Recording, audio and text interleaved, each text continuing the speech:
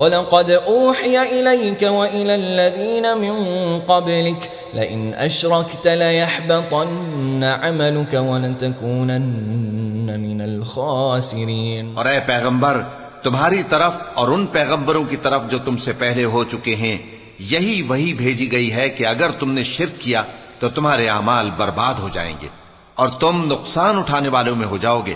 بل اللہ فاعبد وکن من الشاکرین وما قدر اللہ حق قدره والارض جميعا قبضته يوم القيامة والسماوات مطويات بيمينه سبحانه وتعالى عما يشركون۔ بلکہ اللہ ہی کی عبادت کرو اور شکر گزاروں میں رہو، اور انہوں نے اللہ کی قدر شناسی جیسی کرنی چاہیے تھی نہیں کی، اور قیامت کے دن تمام زمین اس کی مٹھی میں ہوگی اور آسمان اس کے داہنے ہاتھ میں لپٹے ہوئے ہوں گے، اور وہ ان لوگوں کے شرک سے پاک ہے، بلند و برتر ہے۔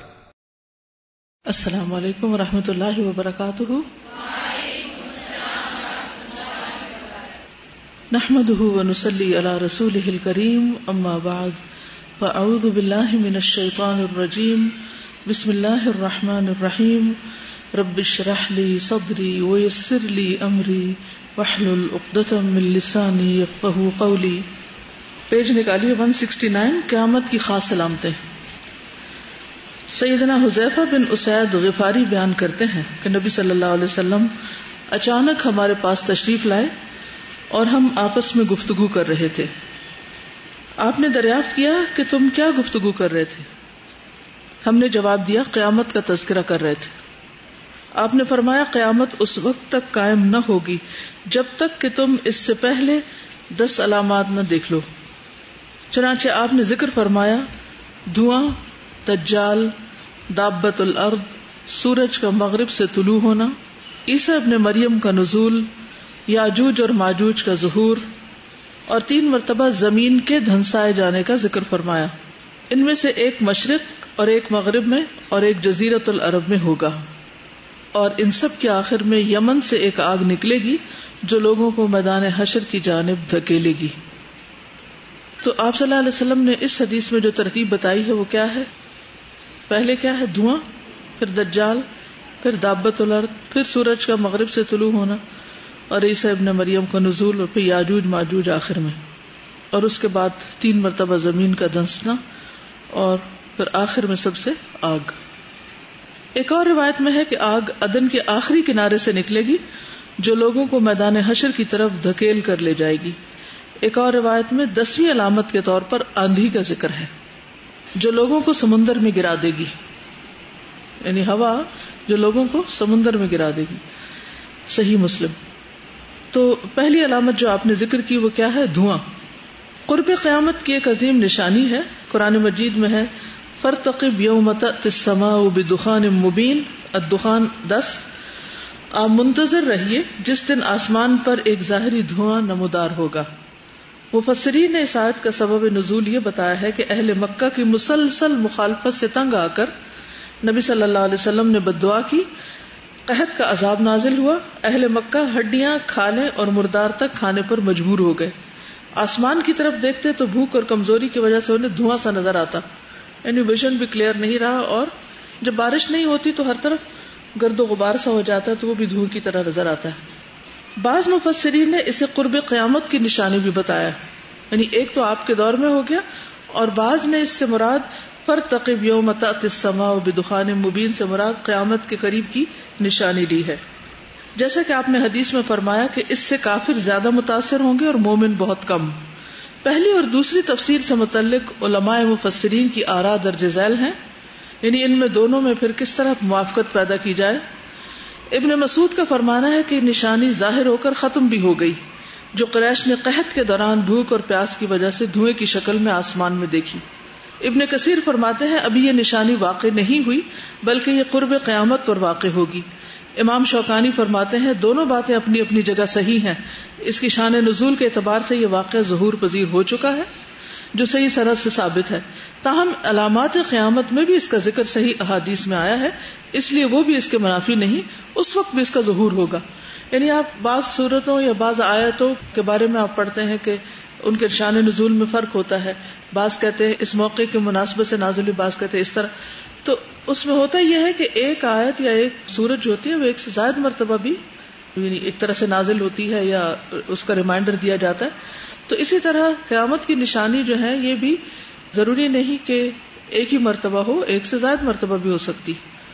نبی صلی اللہ علیہ وسلم اور قیامت کے درمیان اور کوئی چیز نہیں، تو گویا قیامت کی نشانیاں آپ کے دور سے ہی شروع ہو گئیں، اور آپ کے زمانے میں یہ قحط کی شکل میں اور آسمان پر جو دھواں تھا، اور اس کے بعد آخری زمانے میں دوبارہ بھی ہو سکتی.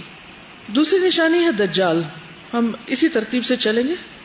174 دجال کے ظہور کے متعلق رسول اکرم صلی اللہ علیہ وسلم نے فرمایا، دجال مشرق کی زمین سے خروج کرے گا جس کا نام خراسان ہوگا. ابو سعید خدری بیان کرتے ہیں رسول اللہ صلی اللہ علیہ وسلم نے فرمایا، دجال نکلے گا اور مدینہ منورہ کی گلیوں میں اس کا داخلہ ممنوع ہوگا. وہ مدینہ منورہ کے قریب شور زدہ جگہ پر اترے گا، یعنی بیرونی علاقے میں.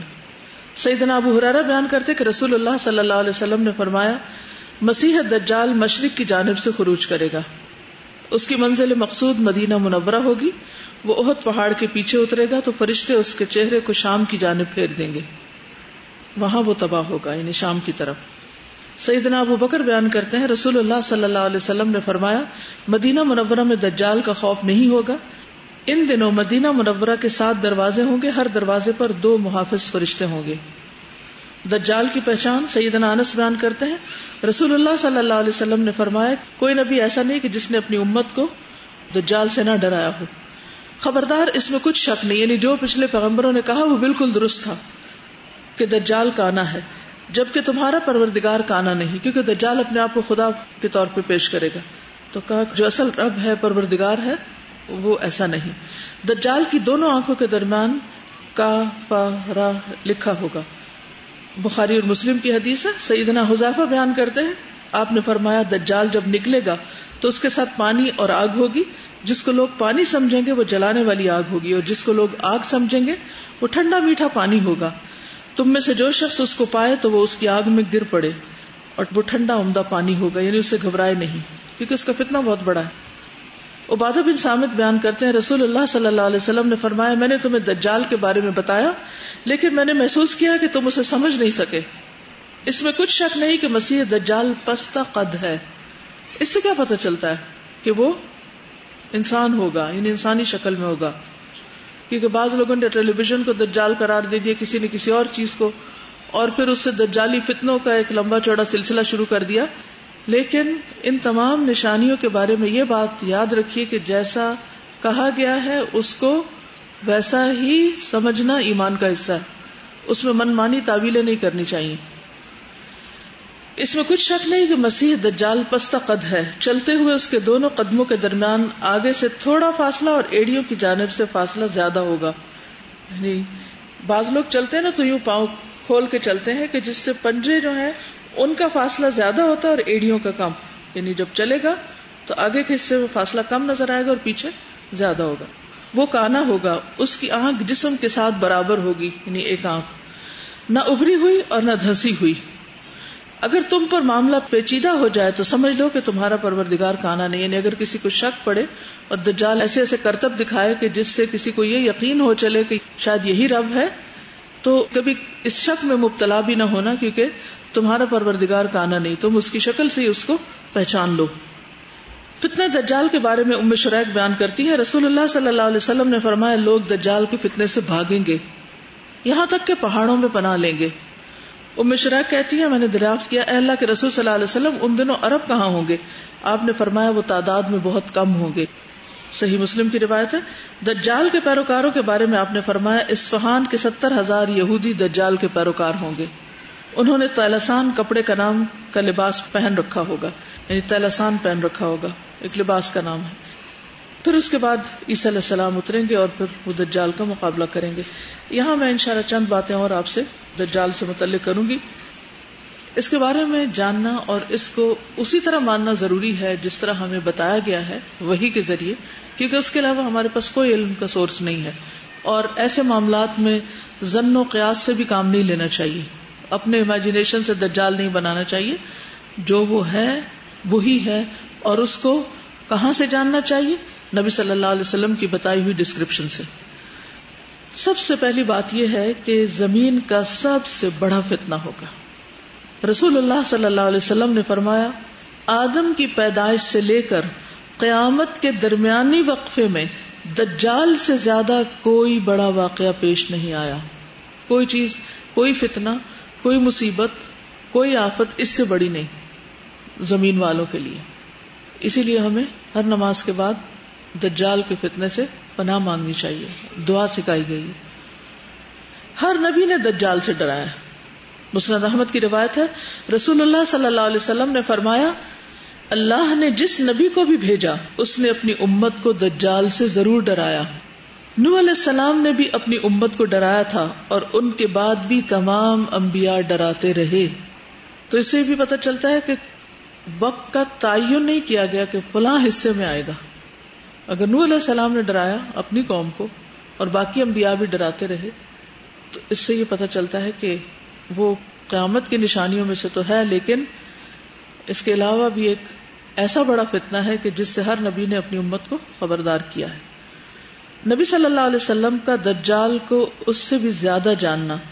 رسول اللہ صلی اللہ علیہ وسلم نے فرمایا میں یہ بات دجال سے بھی زیادہ جانتا ہوں کہ اس کے ساتھ کیا ہوگا.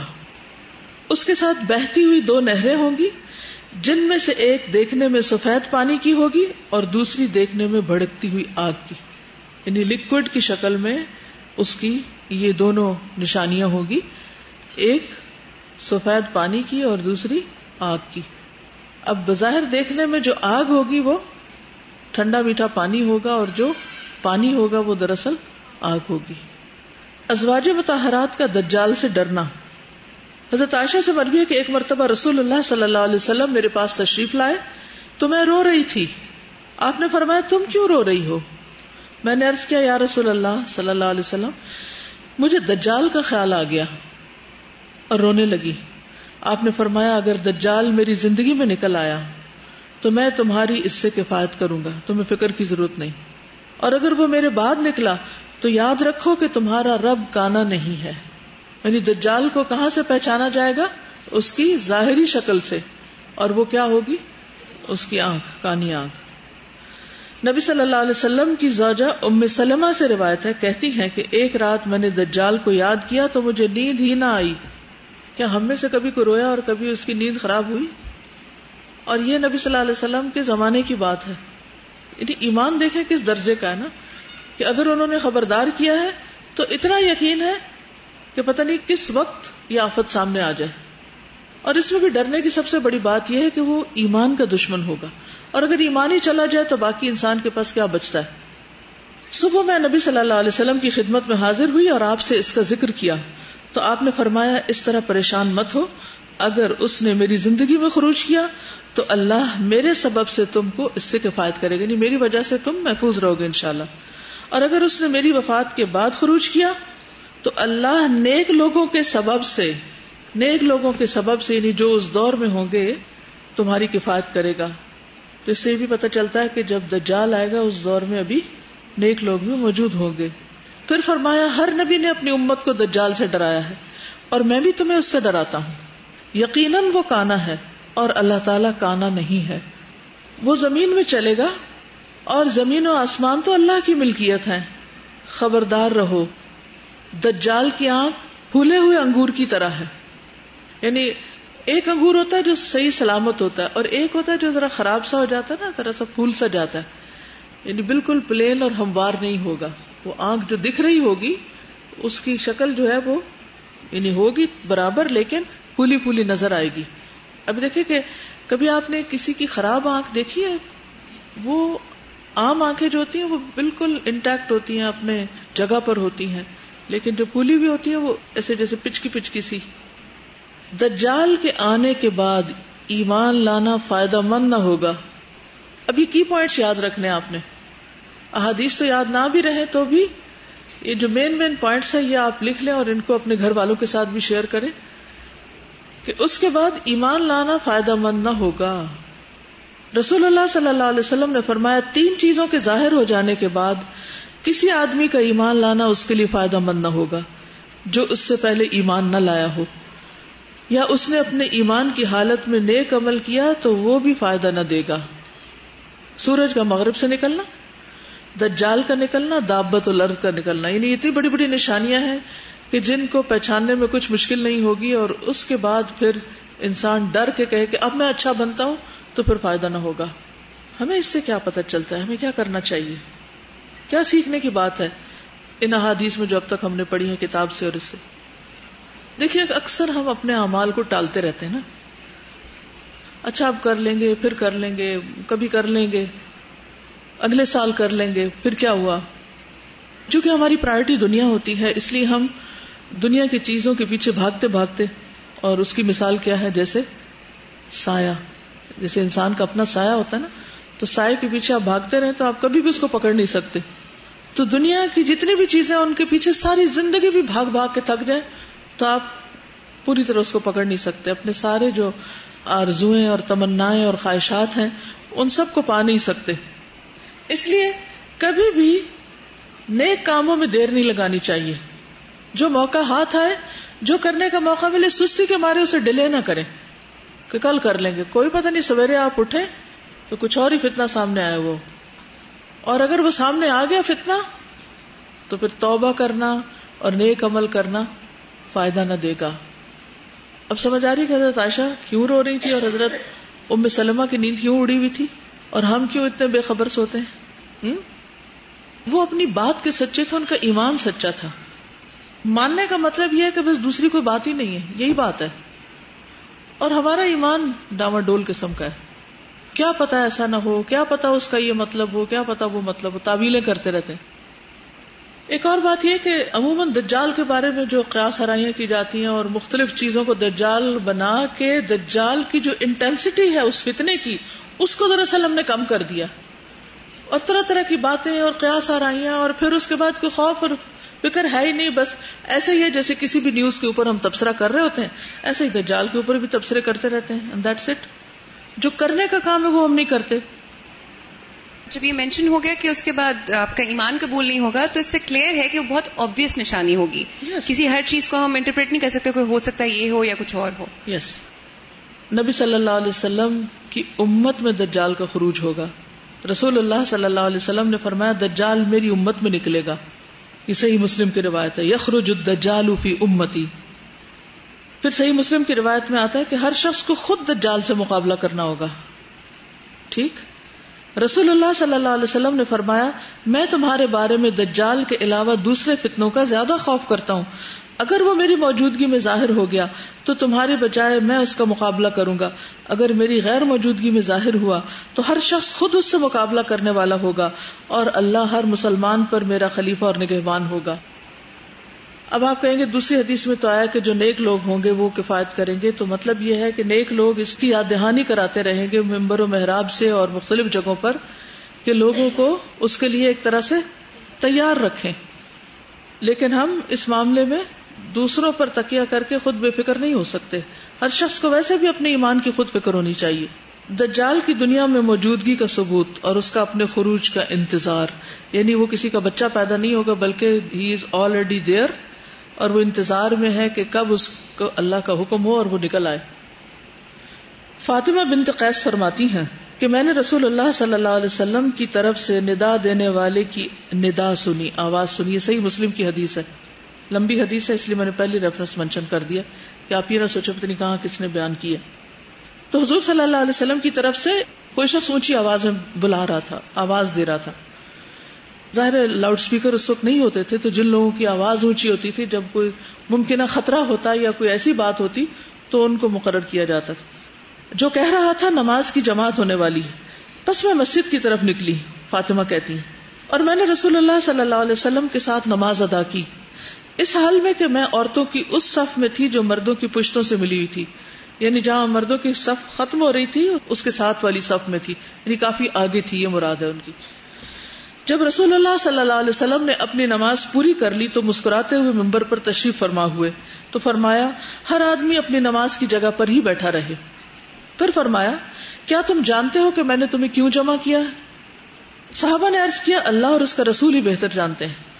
آپ نے فرمایا اللہ کی قسم میں نے تمہیں کسی بات کی ترغیب دینے یا اللہ سے ڈرانے کے لیے جمع نہیں کیا، میں نے تمہیں صرف اس لیے جمع کیا ہے کہ تمیم داری نصرانی آدمی تھے، پس وہ آئے اور اسلام پر بیعت کی اور مسلمان ہو گئے، اور مجھے ایک بات بتائی جو اس خبر کے موافق ہے جو میں تمہیں دجال کے بارے میں پہلے ہی بتا چکا ہوں۔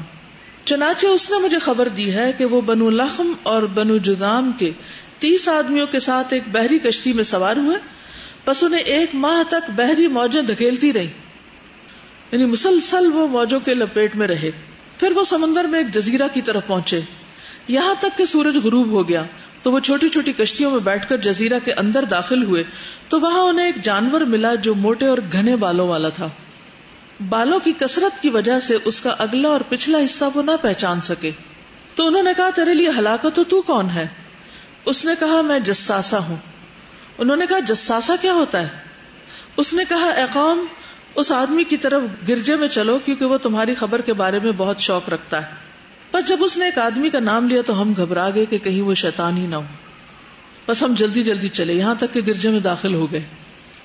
وہاں ایک بہت بڑا انسان تھا کہ اس سے پہلے ہم نے اتنا بڑا آدمی اتنی سختی کے ساتھ بندھا ہوا کہیں نہ دیکھا تھا۔ اس کے دونوں ہاتھوں کو گردن کے ساتھ باندھا ہوا تھا اور گھٹنوں سے ٹخنوں تک لوہے کی زنجیروں سے جکڑا ہوا تھا۔ گھٹنوں سے ٹخنوں تک ٹانگیں لوہے کی زنجیروں میں بندھی ہوئی تھی۔ ہم نے کہا تیری ہلاکت تو کون ہے؟ اس نے کہا تم میری خبر معلوم کرنے پر قادر ہو ہی گئے ہو، تو تم ہی بتاؤ کہ تم کون ہو؟ انہوں نے کہا ہم عرب کے لوگ ہیں، ہم دریائی جہاز میں سوار ہوئے، پس جب ہم سوار ہوئے تو سمندر کو جوش میں پایا، پس موجیں 1 مہینے تک ہم سے کھیلتی رہیں، پھر ہمیں تمہارے اس جزیرے تک پہنچا دیا، پھر ہم چھوٹی چھوٹی کشتیوں کے ذریعے سوار ہو کر یہاں پہنچے تو ہمیں بہت موٹے اور گھنے بالوں والا جانور ملا جس کے بالوں کی کثرت کی وجہ سے اس کا اگلا اور پچھلا حصہ پہچانا نہ جاتا تھا۔ ہم نے کہا تیرے لیے ہلاکت تو کون ہے؟ تو اس نے کہا میں جساسا ہوں۔ ہم نے کہا جساسا کیا ہوتا؟ اس نے کہا گرجے میں اس آدمی کی طرف جاؤ کیونکہ وہ تمہاری خبر کا بہت شوق رکھتا ہے، اس کو تمہارا انتظار تھا۔ بس ہم تمہاری طرف جلدی سے چلے اور ہم گھبرائے اور اس سے پرامن نہ تھے کہ وہ شیطان نہ ہو کہیں۔ اس نے کہا مجھے بیسان کے باغ کے بارے میں خبر دو۔ ہم نے کہا اس کی کس چیز کے بارے میں تم خبر معلوم کرنا چاہتے ہو؟ اس نے کہا میں اس کی کھجوروں کے پھل کے بارے میں پوچھنا چاہتا ہوں۔ ہم نے اس سے کہا ہاں پھل آتا ہے۔ اس نے کہا عنقریب یہ زمانہ آنے والا کہ وہ درخت پھل نہ دیں گے۔ اس نے کہا مجھے بحیرہ طبریہ کے بارے میں خبر دو۔ ہم نے کہا اس کی کس چیز کے بارے میں تم خبر جاننا چاہتے ہو؟ اس نے کہا کیا اس میں پانی ہے؟ ہم نے کہا اس میں پانی کثرت کے ساتھ موجود ہے۔ اس نے کہا عنقریب اس کا سارا پانی ختم ہو جائے گا۔ اس نے کہا مجھے زغر کے چشمے کے بارے میں بتاؤ۔ ہم نے کہا اس کی کس چیز کے بارے میں تم معلوم کرنا چاہتے ہو؟ اس نے کہا کیا وہاں کے لوگ اس کے پانی سے کھیتی باڑی کرتے ہیں؟ ہم نے کہا یہ کثیر پانی والا ہے اور وہاں کے لوگ اس پانی سے کھیتی باڑی کرتے ہیں۔ پھر اس نے کہا مجھے امیوں کے نبی کے بارے میں خبر دو کہ اس نے کیا کیا۔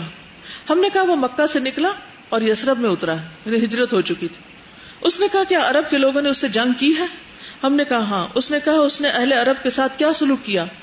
ہم نے اسے خبر دی کہ وہ اپنے ملحقہ حدود کے عرب پر غالب آ گئے ہیں، یعنی آس پاس سارے علاقے کو فتح کر چکے ہیں اور انہوں نے اس کی اطاعت کی ہے۔ اس نے کہا کیا ایسا ہو چکا ہے؟ ہم نے کہا ہاں۔ اس نے کہا ان کے حق میں یہ بات بہتر ہے کہ وہ اس کے تابعدار ہو جائیں، اور میں تمہیں اپنے بارے میں خبر دیتا ہوں کہ میں مسیح الدجال ہوں، عنقریب مجھے نکلنے کی اجازت دے دی جائے گی، یعنی جب یہ نشانیاں پوری ہو جائیں گی تو پھر میں نکلوں گا۔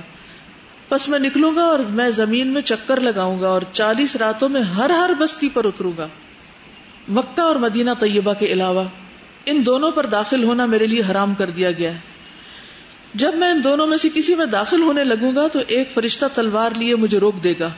رسول اللہ صلی اللہ علیہ وسلم نے اپنی انگلی کو ممبر پر مارا اور فرمایا یہ طیبہ ہے، یہ طیبہ ہے، یہ طیبہ ہے، یعنی مدینہ ہے۔ کیا میں نے تمہیں یہ باتیں پہلے ہی بیان نہ کر دی؟ یعنی یہ ساری باتیں جو اب اس شخص نے آ کے بتائی ہیں ان سے میں تمہیں پہلے بھی خبردار کر چکا ہوں۔ لوگوں نے عرض کیا جی ہاں۔ آپ نے فرمایا مجھے تمیم کی اس خبر سے خوشی ہوئی ہے کہ وہ اس بات کے موافق ہے جو میں نے تمہیں دجال مدینہ اور مکہ کے بارے میں بیان کی تھی۔ آگاہ رہو دجال شام یا یمن کے سمندر میں ہے، نہیں بلکہ مشرق کی طرف ہے۔ وہ مشرق کی طرف ہے، وہ مشرق کی طرف ہے، اور آپ نے اپنے ہاتھ سے مشرق کی طرف اشارہ کیا، لیکن ایگزیکٹ جگہ پھر بھی نہیں پتا کہ مشرق میں بھی کون سی جگہ، کیونکہ مدینہ سے مشرق جو ہے وہ اس طرف کا علاقہ بنتا ہے، یعنی ہم لوگ مشرق کی طرف ہیں مدینہ سے. ٹھیک، تو اب یمن کا اگر سمندر ہو تو یہ جو بحر ہند ہے، انڈین اوشن ہے، اور واللہ عالم. تو اس سے کیا پتہ چلتا ہے جو مکہ مدینہ میں پناہ لے گا وہ بچ جائے گا. لیکن آپ نے پچھلی علامتوں میں پڑھا تھا نا کہ مدینہ اس دور میں بہت ویران ہو جائے گا، لوگ دنیا کی خاطر مدینہ چھوڑ کر کہیں اور چلے جائیں گے، وحشی جانور ہوں گے مدینہ میں بھی، کیونکہ زلزلہ آئے گا اور منافق سب باہر نکل جائیں گے. انہوں نے پڑھا تھا کہ برمودا ٹرائنگل میں دجال موجود ہے، واللہ عالم، کچھ کہہ نہیں سکتا.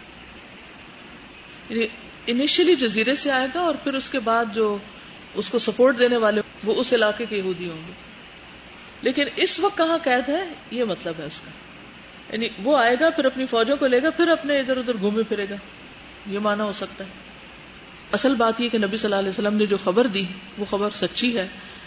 ہوگا کب، واللہ عالم. اور پھر حالات ویسے کے ویسے ہوتے بھی جاتے ہیں. دیکھیے بعض اوقات ہوتا ہے نا کہ اس جگہ سے نکلے گا، ضروری نہیں کہ وہ خروج اول ہے یا خروج ثانی ہے یا خروج ثالث ہے، سمجھے؟ یعنی ہو سکتا ہے کہ وہ ٹیک آف کرے اس علاقے سے عربوں کی طرف جانے کے لیے، جبکہ ہمیں دوسری حدیث سے بھی پتہ چل رہا ہے کہ پوری دنیا میں گھومے گا، وہ ہر بستی میں جا داخل ہوگا. ٹھیک ہے نا؟ جتنی بھی ہم ریسرچ کریں یا جو بھی کریں، اللہ کے رسول صلی اللہ علیہ وسلم نے ہمیں اس کی خبر دے دی ہے اور اس فتنے نے آنا ہی آنا ہے.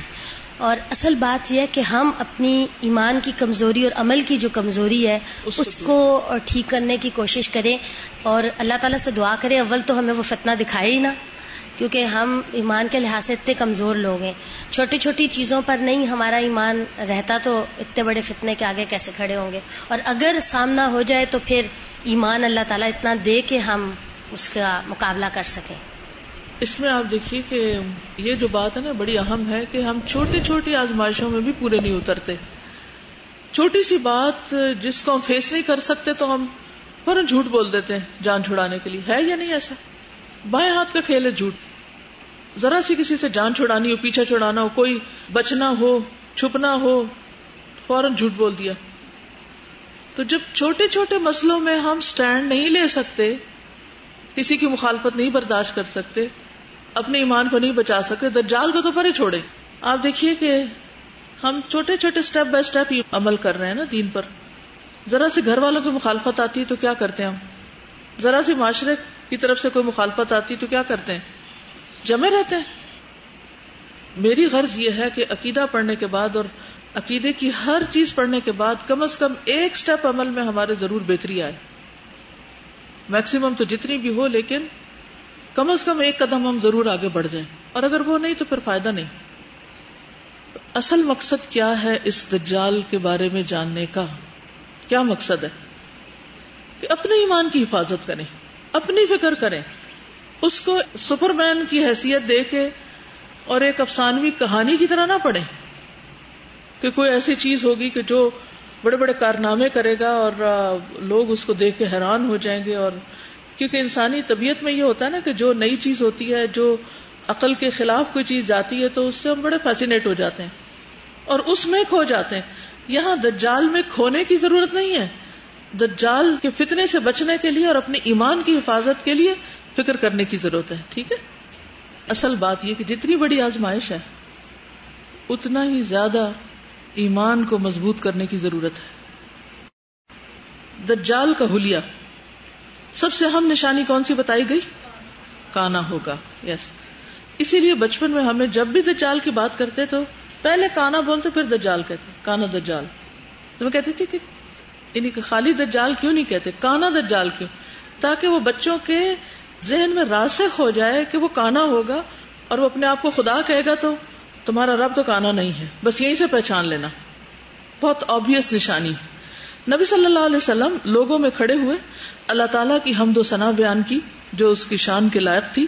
پھر دجال کا ذکر فرمایا اور فرمایا کہ میں بھی تمہیں اس کے فتنوں سے ڈراتا ہوں. کوئی نبی ایسا نہیں گزرا جس نے اپنی قوم کو اس کے فتنوں سے نہ ڈرایا ہو. نوح علیہ السلام نے بھی اپنی قوم کو اس سے ڈرایا تھا، لیکن میں اس کے بارے میں تم سے ایک ایسی بات کہوں گا جو کسی نبی نے اپنی قوم سے نہیں کہی، اور وہ بات ہے کہ دجال کانا ہوگا اور اللہ اس سے پاک ہے. نبی صلی اللہ علیہ وسلم نے فرمایا اگر ہلاک ہونے والے ہلاک ہونے لگیں گے تو تم یاد رکھنا تمہارا رب کانا نہیں. یعنی اگر کچھ لوگ اس فتنے میں پڑنے لگے تو تم فوراً سنبھل جانا اس نشانی کو یاد کر کے. رسول اللہ صلی اللہ علیہ وسلم نے فرمایا دجال دائیں آنکھ سے کانا ہوگا. اب مزید اسپیسیفائی کر دیا گیا دجال دائیں آنکھ سے کانا ہوگا. اس کی دوسری آنکھ انگور کے دانے کی طرح پھلی ہوئی ہوگی. عبداللہ رضی اللہ عنہ نے بیان کیا کہ نبی صلی اللہ علیہ وسلم نے ایک دن لوگوں کے سامنے دجال کا ذکر کیا اور فرمایا اس میں کوئی شبہ نہیں کہ اللہ تعالیٰ کانا نہیں ہے، لیکن دجال دائیں آنکھ سے کانا ہوگا. اس کی آنکھ پھولے ہوئے انگور کی طرح ہوگی. ایک روایت میں وہ گھنے بالوں والا ہوگا، کثرت سے بال ہوں گے، سب شیشے کی طرح آنکھ. ٹھیک ہے. نبی صلی اللہ علیہ وسلم نے دجال کا تذکرہ کرتے ہوئے فرمایا اس کی آنکھ سب شیشے کی طرح محسوس ہوگی. نوجوان اور گھنگریالے بالوں والا. نبی صلی اللہ علیہ وسلم نے فرمایا دجال نوجوان گھنگریالے بالوں والا پھولی ہوئی آنکھ والا ہوگا. رسول اللہ صلی اللہ علیہ وسلم نے فرمایا میں نے ایک شخص کو دیکھا سخت اور مڑے ہوئے بالوں والا جو داہنی آنکھ سے کانا تھا. اسے میں نے ابن قطن سے سب سے زیادہ شکل میں ملتا ہوا پایا. ایک شخص تھا آپ کے دور میں، وہ ایک شخص کے شانوں پر اپنے دونوں ہاتھ رکھے ہوئے بیت اللہ کا طواف کر رہا تھا.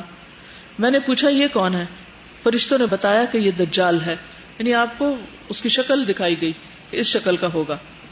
پست قد، یعنی وہ آپ کو دکھایا جا رہا ہے، آ نہیں چکا کہ وہ مکہ مدینہ میں داخل نہیں ہوگا تو آپ کہیں کہ اچھا وہ تو آپ کیسے کر رہا تھا. پست قد. رسول اللہ صلی اللہ علیہ وسلم نے فرمایا بے شک میں نے تمہیں دجال کے بارے میں بہت کچھ بتایا ہے، لیکن مجھے اندیشہ ہے کہ کہیں تم نے اسے نہ سمجھاؤ. یاد رکھو مسیح دجال پست قد، باہر کو نکلی ٹیڑھی پنڈلیوں والا، بہت گھنگریالے بالوں والا، ایک آنکھ سے کانا ہوگا جو کہ مٹی ہوئی ہوگی. اب یہاں پر آپ دیکھیے پھر مٹی ہوئی یعنی باہر ابری ہوئی نہیں، نہ تو ابری ہوئی نہ بالکل اندر گھسی ہوئی. پھر بھی تمہیں اگر اس کو پہچاننے میں شک ہو جائے تو یاد رکھو تمہارا رب کانا نہیں. سفید رنگ اور سانپ کی طرح سر. نبی صلی اللہ علیہ وسلم نے فرمایا دجال کے متعلق کہ وہ کانا ہوگا، سفید چمکتا ہوا رنگ ہوگا، اس کا سر سانپ کی طرح محسوس ہوگا، جیسے ناگ ہوتے ہیں نا مسلم، چپٹا ہی ہوگا. پھر اس کو مسیح الدجال کیوں کہتے ہیں؟ مسیح کا جو لفظ ہے یہ سیاحت سے ہے. سیاحت ہوتا ہے گھومنا پھرنا. تو دجال چونکہ ہر بستی میں گھومے پھرے گا. اور اب آپ کہیں گے کہ عیسیٰ علیہ السلام کا لقب کیوں مسیح تھا؟ مسیح علیہ السلام نے صرف ایک جگہ بیٹھ کے تبلیغ نہیں کی، بلکہ وہ مختلف لوگوں کے پاس جا کے تبلیغ کرتے تھے، گھومتے پھرتے تھے.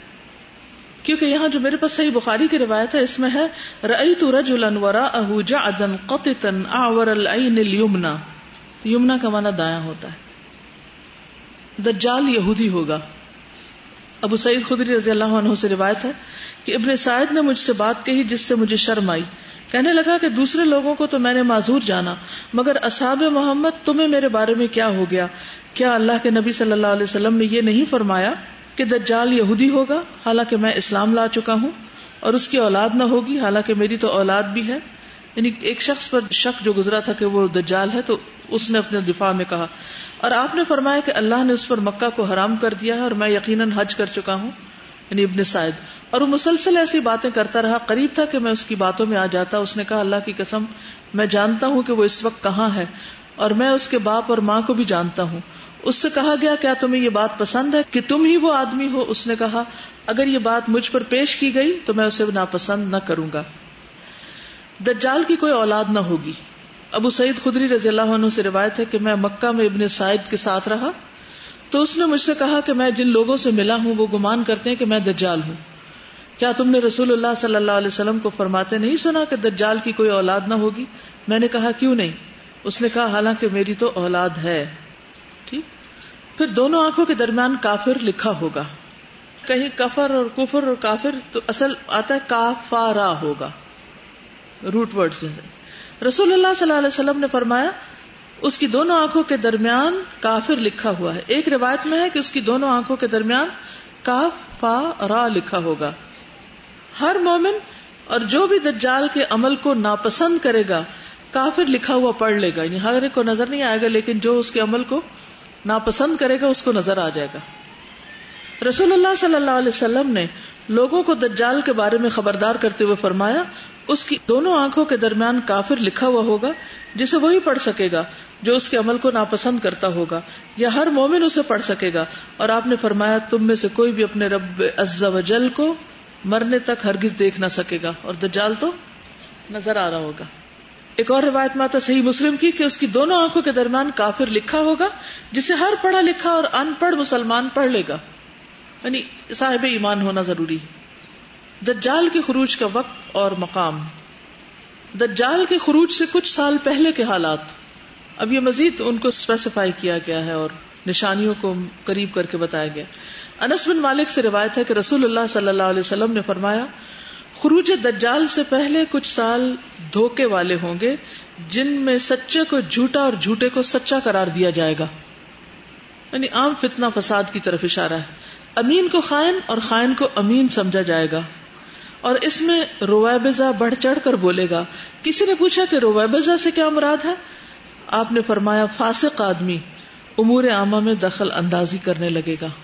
فاسق نافرمان شخص، یعنی الفویسق یتکلم فی امر العامہ، یعنی عام لوگوں کے معاملات میں جب غلط کار قسم کے لوگ خیال آرائیاں کرنے لگیں گے. پیچھے بھی ہم یہ پڑھ چکے ہیں حدیث. کون شخص جو خود اس کی کوئی حیثیت نہیں، نہ کوئی علم نہ عقل نہ سمجھ ہے، خود انتہائی غلط کام کرتا ہے، لیکن اس کے باوجود وہ دوسروں کے بارے میں، عوام کے بارے میں مختلف طرح کے تبصرے کر رہا ہوگا. آسمان اور زمین کا بارش اور نباتات روک لینا، یہ بھی ایک نشانی ہوگی.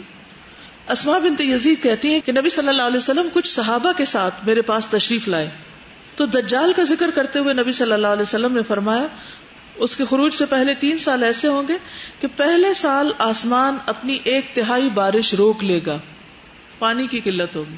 کیا ہوگا؟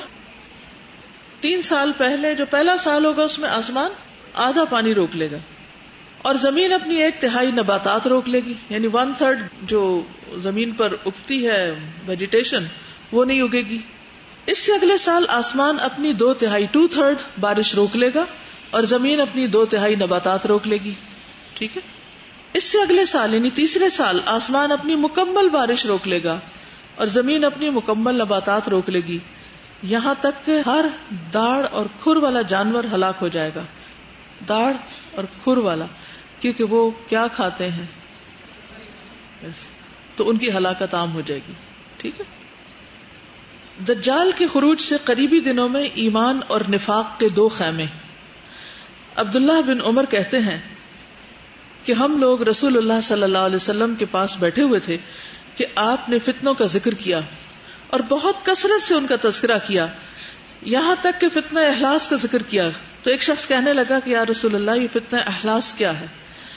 فرمایا کہ بھاگم بھاگ اور غارت گری، افراتفری غارت گری. ٹھیک ہے. پھر وسعت اور فراخی کا فتنہ آئے گا جس کا ظہور میرے اہل بیت کے ایک شخص کے پاؤں تلے ہوگا. اس کا دعویٰ ہوگا کہ وہ مجھ سے، حالانکہ وہ مجھ سے نہیں ہوگا. بلا شبہ میرے ولی اور دوست تو وہی ہیں جو متقین ہیں، صرف نسل سے ہونے کا فائدہ نہیں. پھر لوگ ایک آدمی پر صلح کر لیں گے جیسے کہ سرین ایک پسلی کے اوپر، یعنی نہ معقول اور نہ اہل ہوگا. جس طرح سرین ایک پسلی پر نہیں ٹک سکتی، اسی طرح. پھر گھٹا ٹوپ اندھیرے کا فتنہ اٹھے گا، اس امت میں کوئی نہیں بچے گا مگر اس سے اس کا ایک تمانچہ پڑ کر رہے گا. جب لوگ کہیں گے فتنہ ختم ہو گیا تو وہ اور بڑھے گا. اس میں آدمی صبح کرے گا تو مومن ہوگا، شام ہوگی تو کافر ہو جائے گا، یہاں تک کہ لوگ 2 خیموں میں تقسیم ہو جائیں گے، یعنی 2 حصوں میں. ایک ایمان کا خیمہ جس میں نفاق نہیں ہوگا، دوسرا نفاق کا خیمہ جس میں ایمان نہیں ہوگا. اگر تم اس وقت ہوئے تو اس دن یا اس سے اگلے دن دجال کا انتظار کرنا. لوگوں میں بغض اور عداوت کے وقت دجال کا ظہور ہوگا. آپس میں نفرتیں بہت بڑھ جائیں گی، عداوتیں بہت ہوں گی. حذیفہ کہتے ہیں کہ دجال تب خروج کرے گا جب لوگوں میں بغض ہوگا اور دین کو ہلکا خیال کریں گے. جب عداوت والوں کے درمیان مزید خرابی پیدا ہو جائے گی تو وہ ہر گھاٹ پر وارد ہوگا اور اس کے لیے زمین یوں لپیٹ دی جائے گی جیسے مینڈے کی کھال کو لپیٹا جاتا ہے، یعنی زمین اس کے لیے ایک بالکل چھوٹی سی چیز بن جائے گی جس میں وہ ہر طرف گھومتا پھرے گا.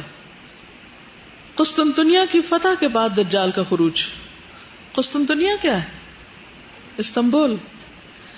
معاذ بن جبل سے روایت ہے کہ رسول اللہ صلی اللہ علیہ وسلم نے فرمایا بیت المقدس کی آبادی مدینے کی بے آبادی کا سبب ہوگی، اور مدینے کی بے آبادی کے نتیجے میں بڑی جنگ ہوگی، اور اس جنگ کا ظہور قسطنطنیہ کی فتح ہوگا، اور قسطنطنیہ کی فتح کے بعد دجال آئے گا۔ پھر آپ نے اپنی حدیث بیان کرنے والے یعنی معاذ کی ران یا کندھے پہ مارا اور فرمایا کہ بے شک ایسا ہونا اسی طرح سچ اور حق ہے جیسا کہ تمہارا یہاں ہونا یا یہاں بیٹھا ہونا برحق ہے، یعنی جیسے تم بیٹھے ہو اتنی ہی سچی یہ بات ہے جو میں تمہیں بتا رہا ہوں۔ اب قسطنطنیہ تو فتح ہوئے کافی عرصہ گزر گیا ہے، پھر اللہ عالم دوبارہ بھی ہو سکتا ہے، لیکن یہ ہے کہ آپ صلی اللہ علیہ وسلم کے بعد معلوم نہیں کتنا وقت ہے دنیا کے خاتمے کو، اور قسطنطنیہ کی فتح کے بارے میں اور بھی احادیث ہیں، اور یہاں پر یہ بتایا جا رہا ہے کہ اس سے پہلے نہیں آئے گا، بعد میں آئے گا۔ دجال کو کوئی غصہ دلائے گا تو وہ نکلے گا۔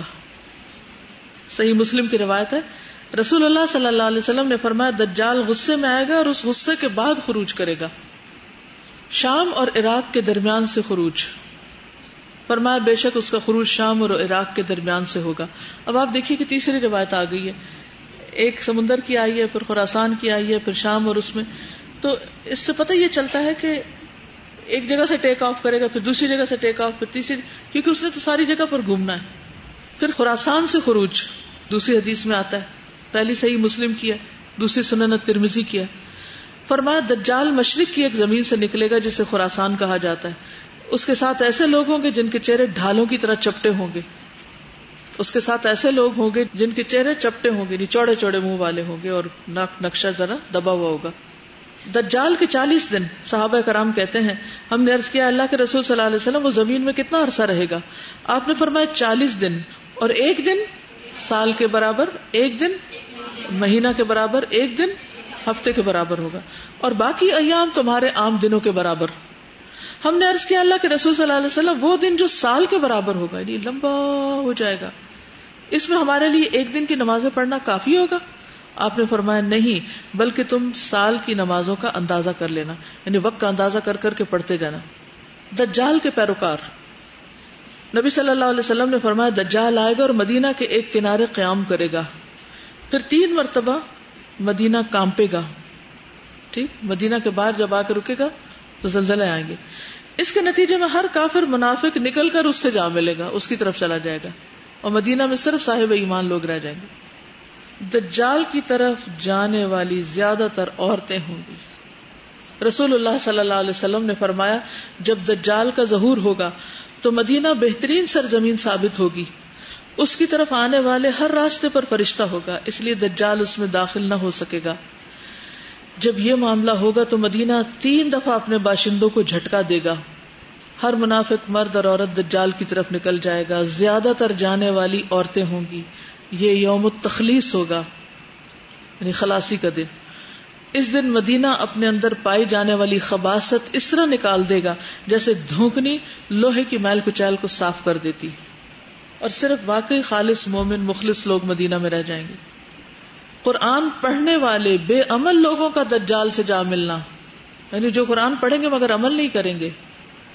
رسول اللہ صلی اللہ علیہ وسلم نے فرمایا ایسے لوگ بھی پیدا ہوں گے جو قرآن مجید تو پڑھیں گے لیکن وہ ان کی ہنسلی کی ہڈی یعنی حلق سے نیچے نہیں اترے گا، وہ اس سے متاثر نہیں ہوں گے، جب ان کی ایک لہر اٹھے گی تو اسے روک دیا جائے گا، یہ سلسلہ جاری رہے گا حتیٰ کہ ان لوگوں کے بڑے لشکروں میں دجال ظاہر ہوگا۔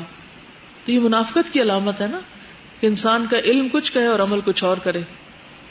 شریر لوگوں کا اس کے ساتھ شامل ہونا، نبی صلی اللہ علیہ وسلم نے فرمایا مدینہ منورہ میں جو لوگ برے ہوں گے وہ نکل کر اس کے پاس چلے جائیں گے، پھر وہ شام روانہ ہو جائے گا اور فلسطین کے ایک شہر میں باب لد کے قریب پہنچے گا۔ رسول اللہ صلی اللہ علیہ وسلم نے فرمایا اصفہان کے 70,000 یہودی دجال کے پیروکار ہو جائیں گے جن پر سبز رنگ کی چادریں ہوں گی۔ ایک اور جگہ پر فرمایا سلسلہ صحیح کی حدیث ہے دجال کے ساتھ 70,000 یہودی ہوں گے جن میں سے ہر ایک نے گول چادر اور زیورات سے مزین تلوار پہن رکھی ہوگی، وہ اس جگہ پر اپنا خیمہ لگائے گا جہاں اب بارش کا پانی اکٹھا ہوتا ہے، یعنی مدینہ کے باہر۔ مکہ مدینہ کے سوا پوری دنیا میں فتنہ ہوگا، نبی صلی اللہ علیہ وسلم نے فرمایا کوئی شہر ایسا نہ ملے گا جسے دجال پامال نہ کرے سوائے مکہ اور مدینہ کے.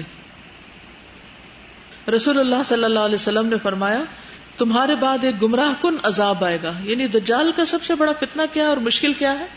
وہ کیا کرے گا؟ گمراہ کرے گا لوگوں کو. اس کے سر کے پچھلے حصے میں شکنیں بنی ہوگی.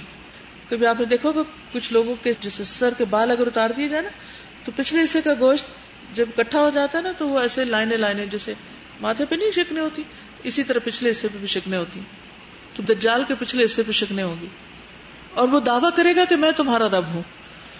پھر سب سے بڑا جھوٹا, نبی صلی اللہ علیہ وسلم نے فرمایا دجال کانا ہوگا, وہ سب جھوٹوں سے بڑا جھوٹا ہوگا.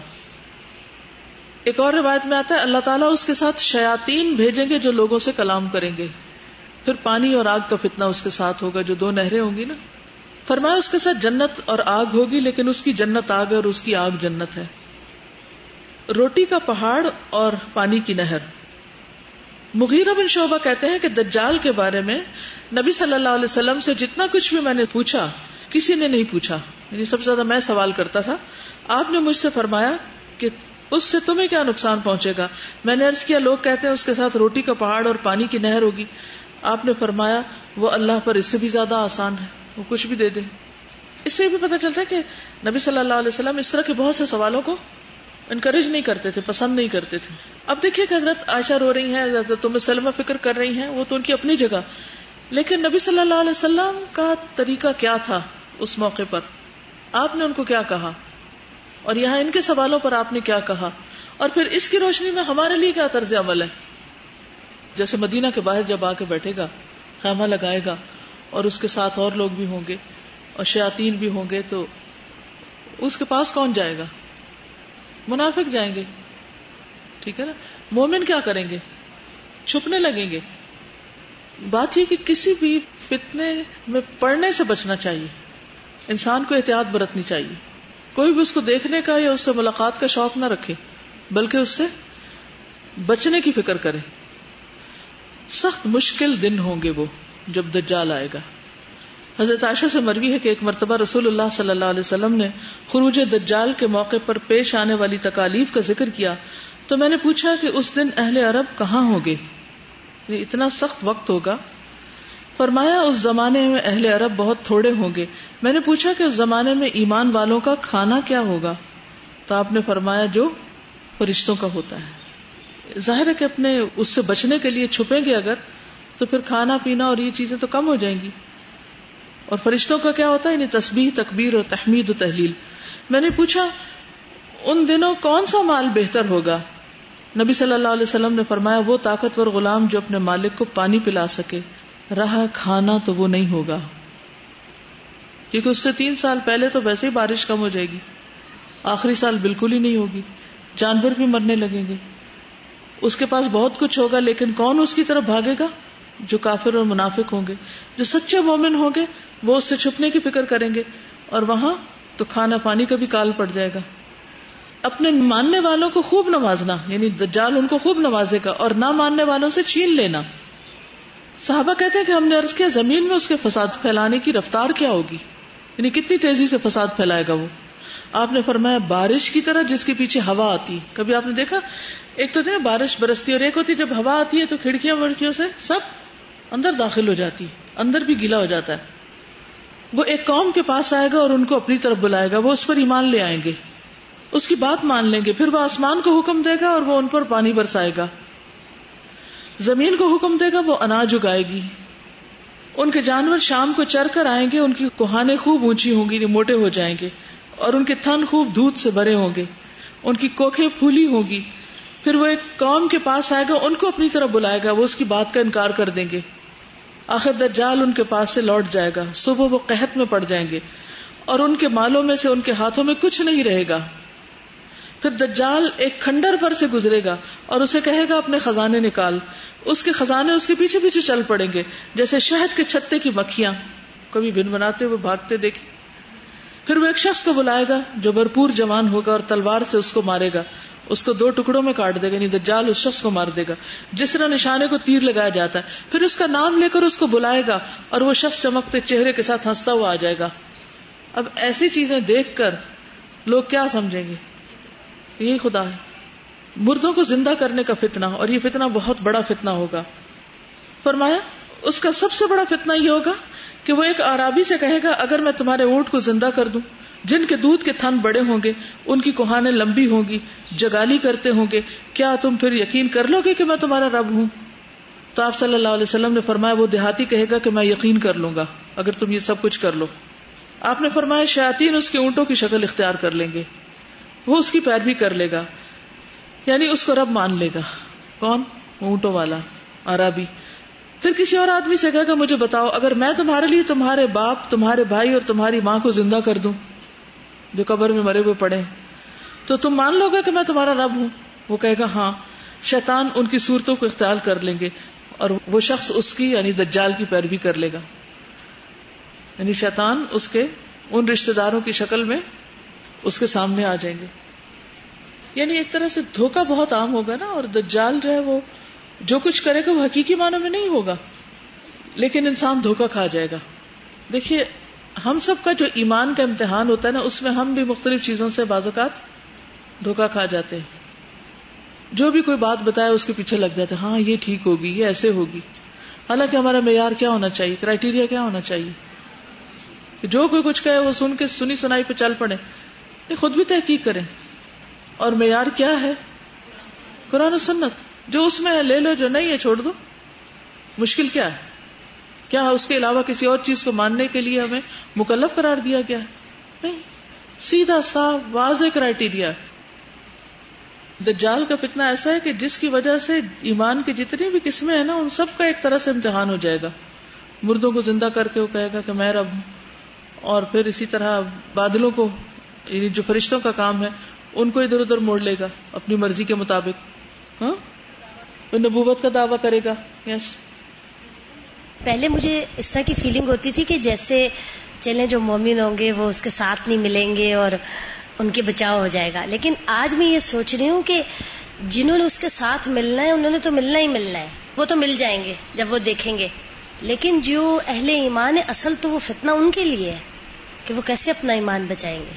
دیکھیے نہ کھانے کو ہو، نہ پینے کو ہو، اور نہ زندگی کی کوئی اور سہولت ہو، اور ایک طرف ایک شخص آپ کو اتنی آفرز کر رہا ہو تو بچنا آسان ہے. استاذہ جتنی نشانیاں بتائی گئی ہیں نا تو سورہ الکہف میں ان سب کا علاج ہے. جیسے آپ بتاتی جا رہی ہیں تو اس میں بچے کو مار دینا اور مختلف ظاہر کچھ اور باطن کچھ، اور اسی لیے سورہ الکہف کو کہا کہ وہ دجال کے فتنے کا توڑ ہے کہ اس کو پڑھیں تو انسان کو نور ملتا رہے گا اور وہ ہدایت ملتی رہے گی اور وہ پھسلے گا نہیں. پھر تو اس میں بھی ڈرنے سے زیادہ یہ ہے کہ ہم الرٹ کتنے ہیں اور اپنی نسلوں کو کتنا تیار کریں. نبی صلی اللہ علیہ وسلم نے اتنا زیادہ اہتمام کے ساتھ بتایا، حالانکہ اس وقت یہ فتنہ نہیں آنا تھا. تو ہمیں بھی اس کے لیے اپنے ایمان کو مضبوط کرنا ہے اور چھوٹے چھوٹے دھوکوں میں خود کو پھنسنے سے بچانا ہے تاکہ بڑے کی تیاری ہو سکے. مجھے یہ خیال آ رہا ہے کہ جیسے ہم زیادہ سے زیادہ کمفرٹس کے عادی ہوتے جا رہے ہیں. اسی وجہ سے دیکھیں کہ لاسٹ ایئر جب سیرا کی کلاس ہو رہی تھی تو یہاں پنکھے نہیں تھے اس طرح، تو پھر بھی تو اسی ہال میں ہم بیٹھتے. تو اب میں سوچتی ہوں کہ جب اتنے زیادہ پنکھے پھر کیوں گرمی لگ رہی ہے. تو جتنی جتنی ہمیں کمفرٹس ملتی جا رہی ہیں ہم اتنے اتنے لیتھارجک ہوتے جا رہے ہیں، ہمارے اندر کوئی اسٹیمنا نہیں باقی رہا. تو میں یہ سوچ رہی تھی کہ آج بھی اگر ہم ایمان کے خلاف کوئی کام کرتے ہیں یا جاننے کے باوجود کہ اس چیز پہ اجر زیادہ ہے، اس انہی چیزوں کی وجہ سے چھوڑتے ہیں نا کہ پھر اس میں اتنا کمفرٹ نہیں ہوگا، پھر اس میں اتنے ہم سیکیور نہیں ہوتے. زیادہ تر لوگ تو ادھر جا رہے ہیں، پھر ہم ان کا جانا اور پھر ان کے جانے کے باوجود اپنا ایمان کے اوپر جمے رہنے کو کتنا مشکل.